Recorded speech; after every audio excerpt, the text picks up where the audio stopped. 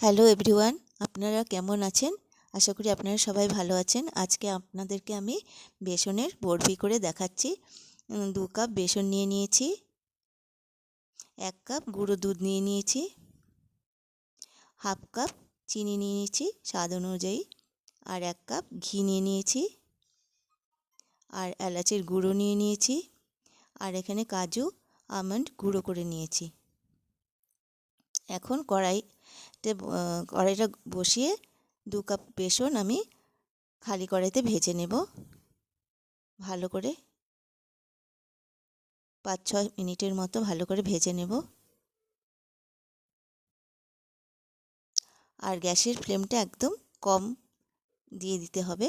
এখন হয়ে গেছে ভাজা। এখন অল্প অল্প করে ঘি দিয়ে আমি আবার বেসনটাকে ভেজে নেব।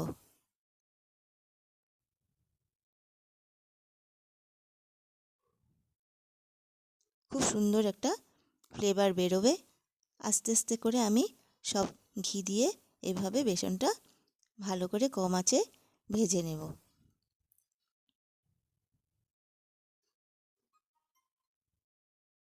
আর একটু ঘি দিয়ে দিলাম। আঁচটা একদম কম থাকবে।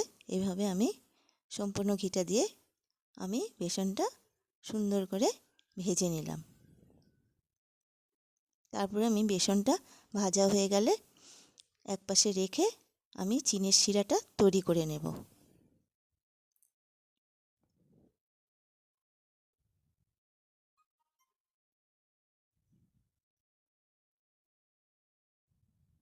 খুব নেড়ে নেড়ে ভেজে নিতে হবে বেসনটা। এখন আমি শিরাটা তৈরি করে নিলাম। হাফ কাপ আমি চিনি দিয়ে দিয়েছি। হাফ কাপে অল্প কম আমি জল দিয়ে ভালো করে শিরাটা তৈরি করে নিলাম।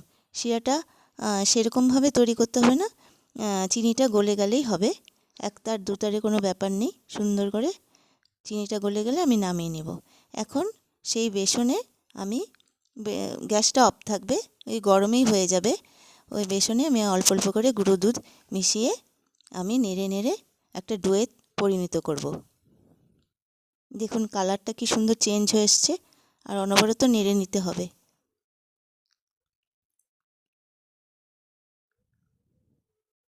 এখন আমি এলাচের গুঁড়োটা দিয়ে দিলাম। আর একটা প্লেটে আমি বাটার মাখিয়ে নিয়ে তারপর বাটার পেপার দিয়ে তারপর আবার একটু বাটার মাখিয়ে নিলাম।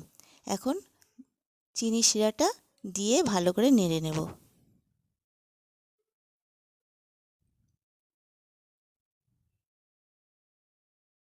গ্যাসটা একদম অফ থাকবে, সেই গরমেই হয়ে যাবে। চিনি শিরাটা ভালো করে নেড়ে নেড়ে মিশিয়ে নিলাম। এখন একটা প্লেটে নামিয়ে সন্দেশের আকারে দিয়ে তারপরে আমি উপর দিয়ে বাদামগুলি ছড়িয়ে দিয়ে একটা চামচের সাহায্যে প্রেস করে দিলাম। তারপর আমি একটু ঠান্ডা হতে দিয়ে তারপর আমি পিস পিস করে সন্দেশের আকারে কেটে নিলাম।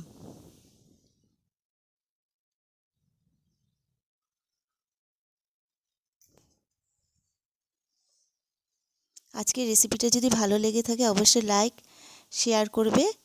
আমার চ্যানেলে যদি নতুন এসে থাকো চ্যানেলটাকে সাবস্ক্রাইব করে পাশে থাকবে।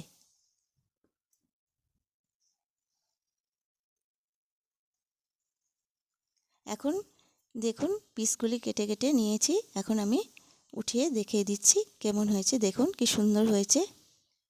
এইভাবে সবকটা সন্দেশ আমি একটা প্লেটে উঠিয়ে নেব। এটা বাড়িতে করে দেখবেন, খুব সুন্দর হবে। তৈরি হয়ে গেল বেসনের সন্দেশ। কেমন হয়েছে কমেন্টের মাধ্যমে অতি অবশ্যই জানাবেন। ভালো থাকবেন। নমস্কার।